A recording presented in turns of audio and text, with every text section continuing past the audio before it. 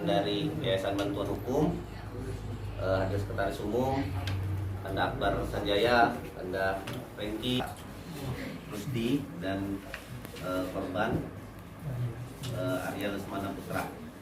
Jadi kami teman-teman media, kami di sini dapat kuasa khusus dari Pak Rusdi langsung dan dari Arya langsung dalam proses pelaporan serta pendampingan yang tercantum dalam kuasa ini. Jadi kuasa pada tanggal 4 Oktober tahun 2022. Jadi langsung saja, sebelum terjadinya peristiwa yang kita duga kuat adalah pengeroyokan secara bersama-sama ini, ada pamflet yang bisa saya tampilkan di sini. Pamflet ini pamflet untuk membuat tertarik calon mahasiswa baru mengikuti UKM Litbang UIN Raden Patah Palembang. Jadi dalam HTM-nya ini 300.000 dengan benefit mendapatkan makan 3 kali sehari, pengalaman penelitian, penginapan 4 hari 3 malam, transportasi, jaminan kesehatan, program pendidikan dasar, alat tulis dan ilmu pengetahuan dan relasi. Ini yang sudah saya print,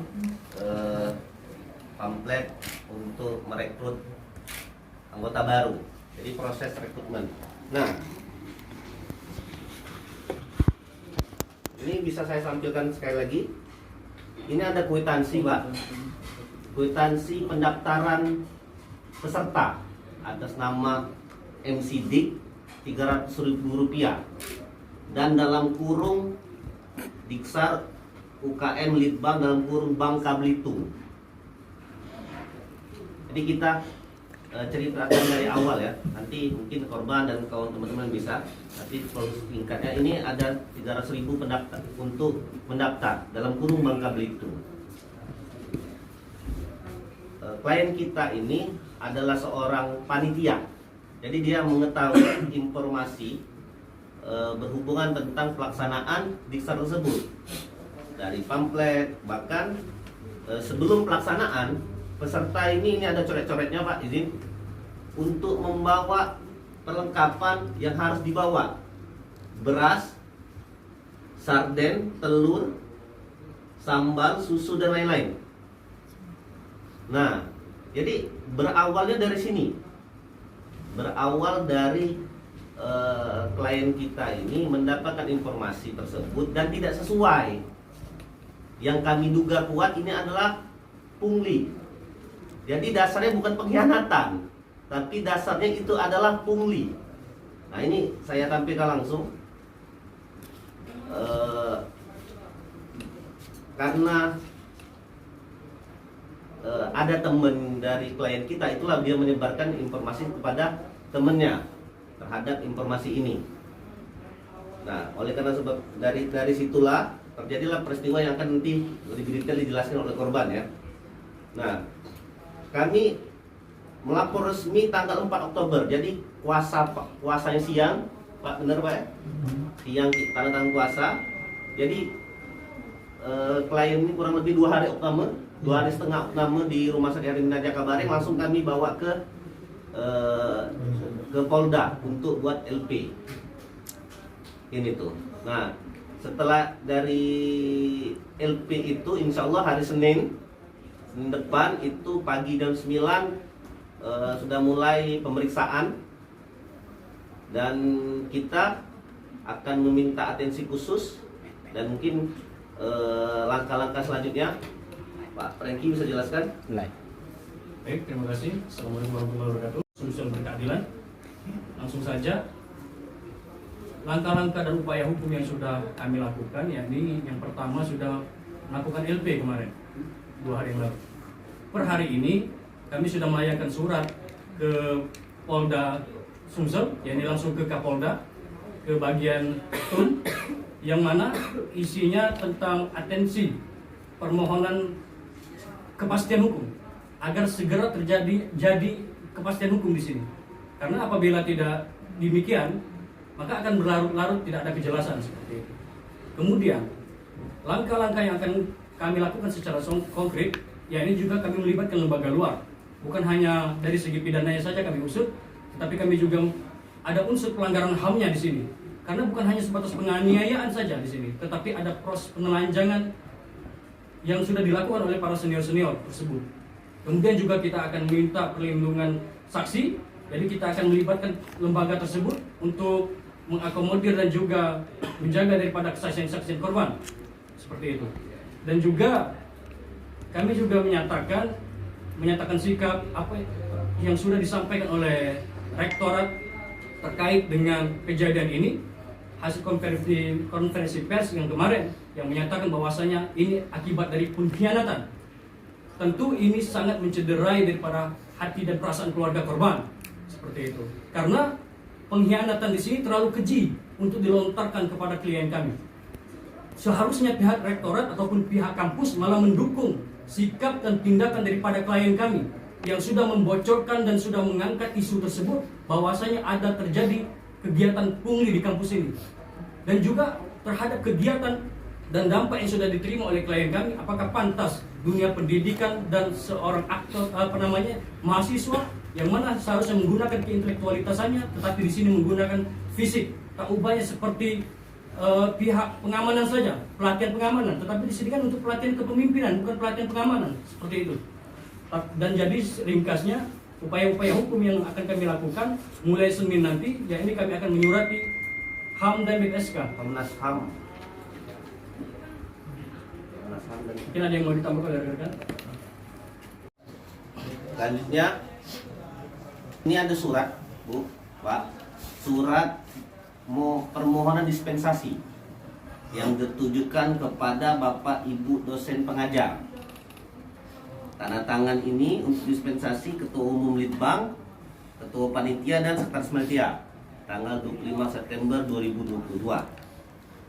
Yang saya pertegaskan di sini, kalau dalam konferensi pers rektorat seperti melempar ini kegiatannya di luar kampus. Kegiatan ini harusnya dalam pembinaan pembina UKM, dan saya tegaskan UKM itu adalah organisasi intrakampus dan ini jelas ada logo UIN Raden Fatah Palembang.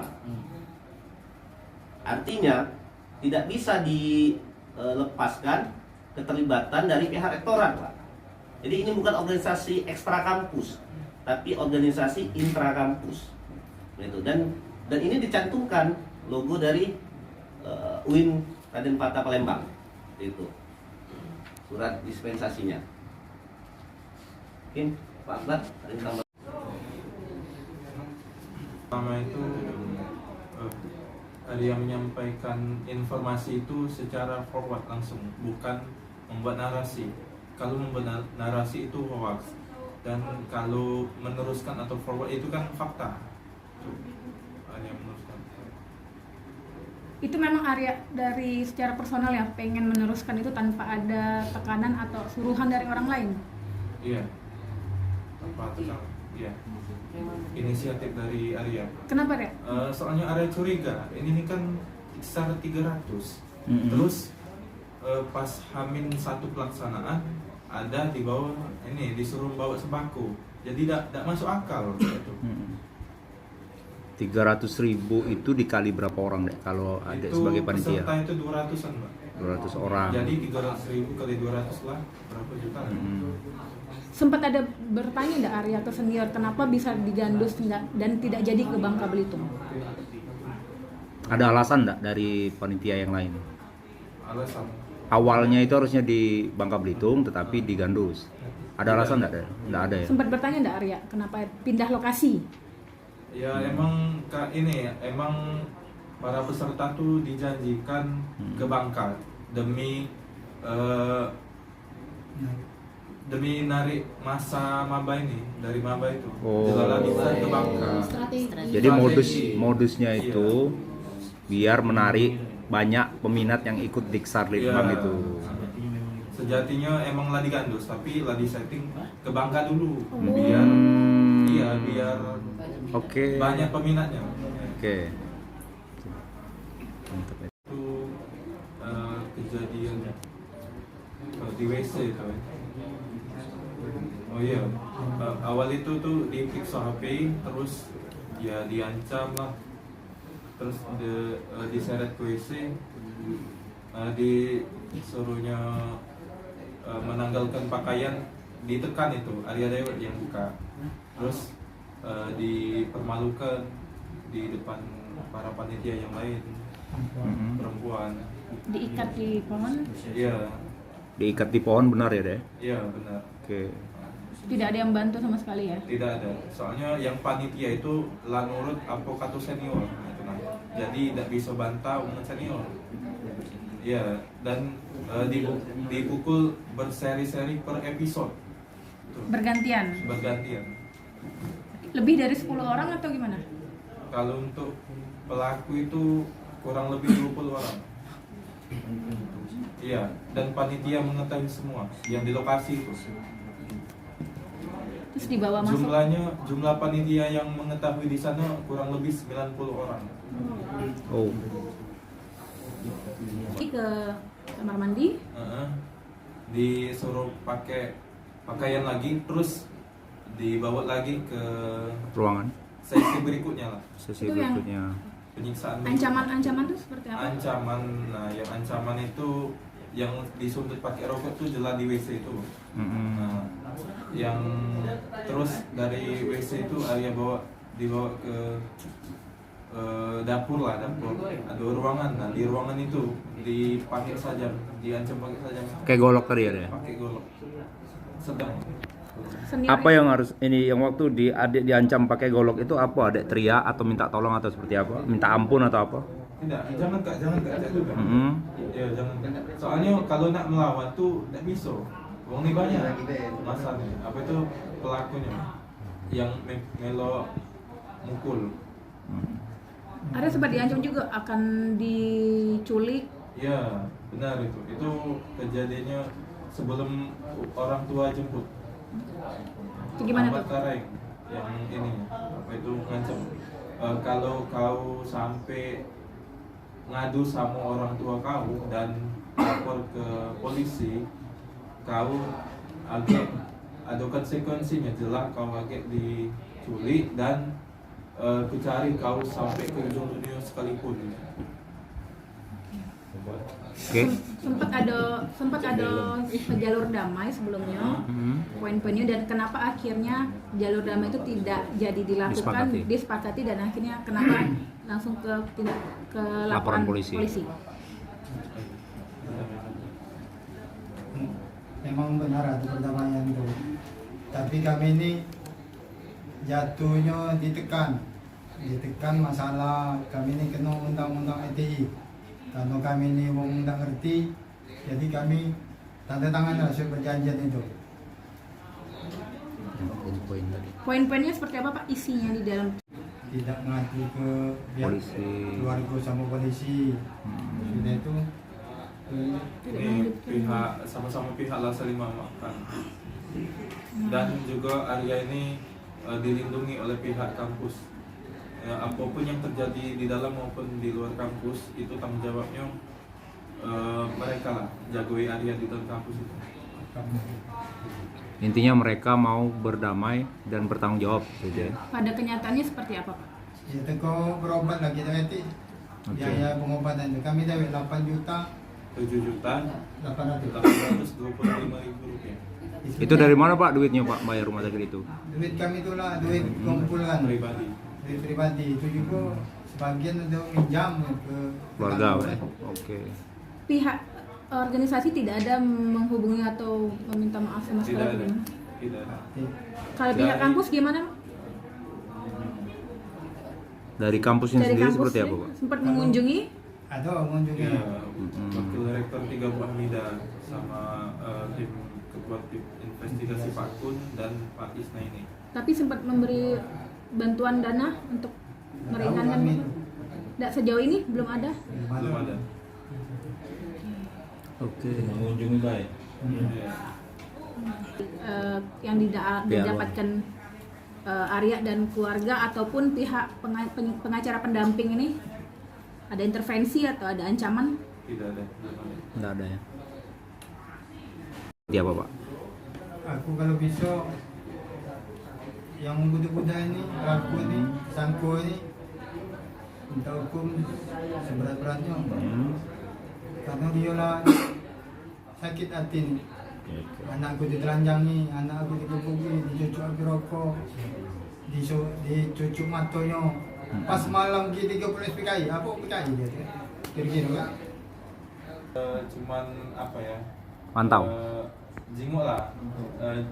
Ya mantau medsos. Berita Arya nilainya baik mana. WhatsApp Arya katanya dihack atau gimana ya? Apa? Sempat WhatsApp di sempat WA. Pas HP Arya disita tuh sudah Lado yang nyandapnya, yang WA lama, nomor lama. Jadi Arya pas dikasih HP, dikembalikan? dikembalikan HP, langsung Arya hapus WA itu, langsung Arya ganti WA baru. Takutnya kalau pakai WA itu, ya kan ada grup keluarga, grup apalah, grup dosen, apa di macam-macamnya lah. Oke. Ya. Oke. Di medsos Arya sendiri ada yang ini DM, banyak DM. Iya ada, ngasih semangat banyak. Oke, masih semangat ya. Kalau Arya gimana ya responnya terhadap banyaknya medsos yang nyerang Arya, ngomongin kalau Arya tuh informasi Arya tuh hoax. Kalau Arya tuh diem baik sih, ya diem baik. Biarlah mereka yang, ya, biarlah hukum ini berjalan. Oke. Sip. Ada intervensi apapun, baik intervensi secara verbal maupun secara non verbal, dan juga tidak ada komunikasi lebih lanjut baik dari pihak rektorat maupun dari pihak pelaku. Tidak ada komunikasi sama sekali, entah datang ke rumah minta maaf atau sekedar bersenda gurau datang ke rumah seperti itu, tidak ada sama sekali. Jadi terputus kontak sama sekali seperti itu. Oke.